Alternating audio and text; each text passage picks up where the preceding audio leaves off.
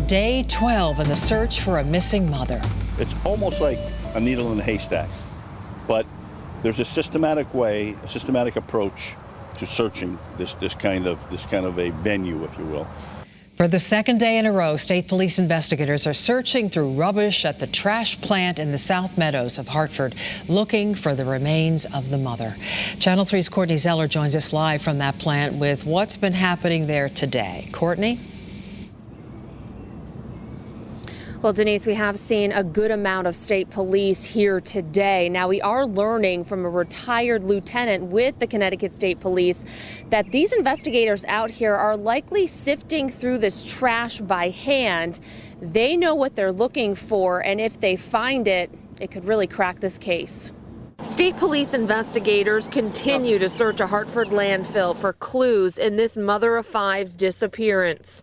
Jennifer Doulos was last seen nearly 2 weeks ago. It's a messy job, it's a dirty job, it's a dangerous job because there are many, many things that are discarded by people, whether it be hypodermic needles or other types of unpleasant trash, if you will. Channel 3's law enforcement analyst, retired state police lieutenant J. Paul Vance, tells us the area they're searching is the size of a football field. They wear the protective gear, the hazmat suits, the facial covering, breathing apparatus, things to protect their hands and their feet, and the same with the animals, with the canines that are utilized. But it's necessary work. And we caught them doing just that, wearing these blue hazmat suits. We also noticed police dogs on the property. It's going to take a while. It's going to take a long time. But it's not the first time detectives in the state police department or other departments have had to do this kind of work, because in a case like this, they search for evidence that's related to the investigation, to move it forward. This all started when detectives started searching trash bins around Albany Avenue in Hartford last week. They found clothing with Jennifer's blood on it. But some of the trash was picked up and brought to this dump.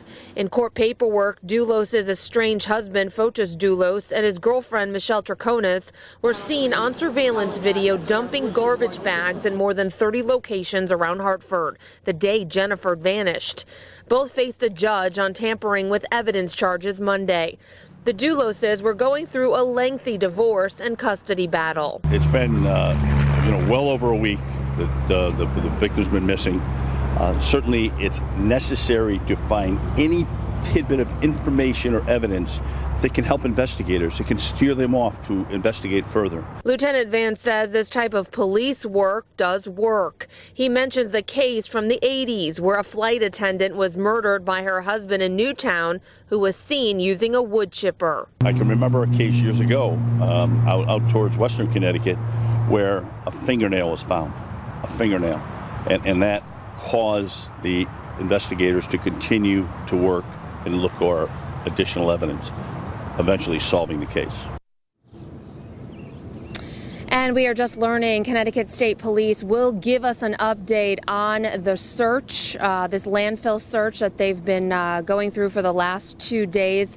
Sometime tomorrow, we of course will bring you the very latest once we know. And Lieutenant Vance also mentioned in his interview, if you have seen something, if you know something, give New Canaan Police a call. Even if you think it's small, it could very well help this case. We're live at the mobile newsroom tonight from Hartford. Courtney Zeller, Channel 3 Eyewitness News. Okay, Courtney, thank you. Staying on the Doulos investigation right now, we have some developing news just into our newsroom about a bizarre incident in Avon that claimed the life of the mother of Fotis Doulos nearly 9 years ago. We just obtained this incident report from Avon Police indicating Doulos' mother, Cleopatra, was run over by a car in her own driveway. According to that report, Cleopatra Doulos asked the nanny, who didn't have a license, to move the family's Range Rover to make it easier for the children to climb in. And as she moved that vehicle, it went over the 77-year-old who was taken to the hospital but later died. The nanny told police, "I assumed Cleopatra had moved far away from the vehicle, but apparently she had fallen down next to the vehicle and out of my sight. I pulled forward and heard one of the children scream from the back seat." At the time, Avon police determined this was not a criminal event, simply an accident.